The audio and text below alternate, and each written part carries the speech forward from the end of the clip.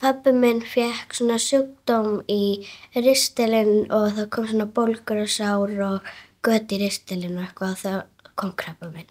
Það var eins og vann í kórnum og svona sérfræðingur í sorg hjá börnum og hún var hjá okkur þegar þau létu okkur vita. Ég knúsaði pabba og spurði og síðan fór ég svona frá og spurði, þetta smitandi? Því ég vissi ekkert hvernig þetta var, ég var ekkert vön en núna ég orðin vön.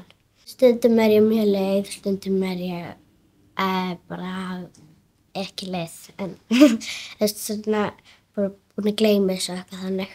Ég var reið út í krabbameini. Svo venst maður þessu á endanum. Ég orðin vön en þetta ennþá leiðilegt allavega.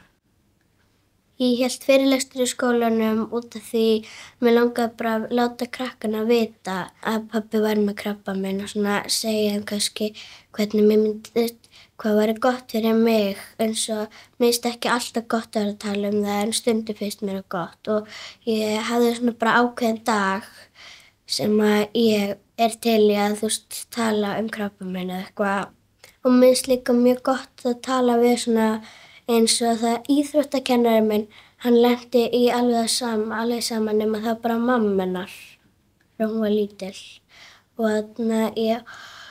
Og síðan svona önnur líka stelpa í bekknum mínum sem að mér finnst oft mjög gott að tala um út af því amma hennar fékk krabbamein líka. Og já, hún veit alveg hvernig mér líður og hún spyr alltaf á þriðjudögum og eitthvað þannig. Og ég get samt alveg talað við kennarann í skólanum og eitthvað ef mér líður eitthvað illa út af því að það er svona kennari í skólanum sem að svona hjálpa krökkum ef þeim líður illa. Og ég fer oft til hans og eitthvað þannig ef mér líður illa og eitthvað. Ég valdi þriðjudaginn út af því að, út af kórnum, hann alltaf á þriðjudögum, já. Og síðan barnastarf eftir á sem að líka verið að hjálpa krökkum því þar hún sem kom heim til mín þegar það var verið að láta okkur vita, hún vinnur þar og hún geti hjálpað mér svo eftir skólan og eitthvað ef mér líður eitthvað mjög illa út af þessu.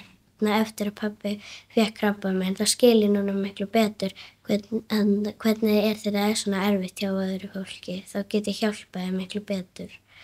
Ég myndi bara segja eins og krakkarnir segja mig oft, svona þetta verður allt í lagi og bara reyna að hugsa krakkana, mér finnst það mjög gott. Svo ég myndi vilja gera það líka við aðra sem væri í svona aðstæðum. Ég veit að þetta líka ekki á minni ábyrgð, ég þarf ekkert, ég á ekkert að vera að reyna að lækna pabba og eitthvað.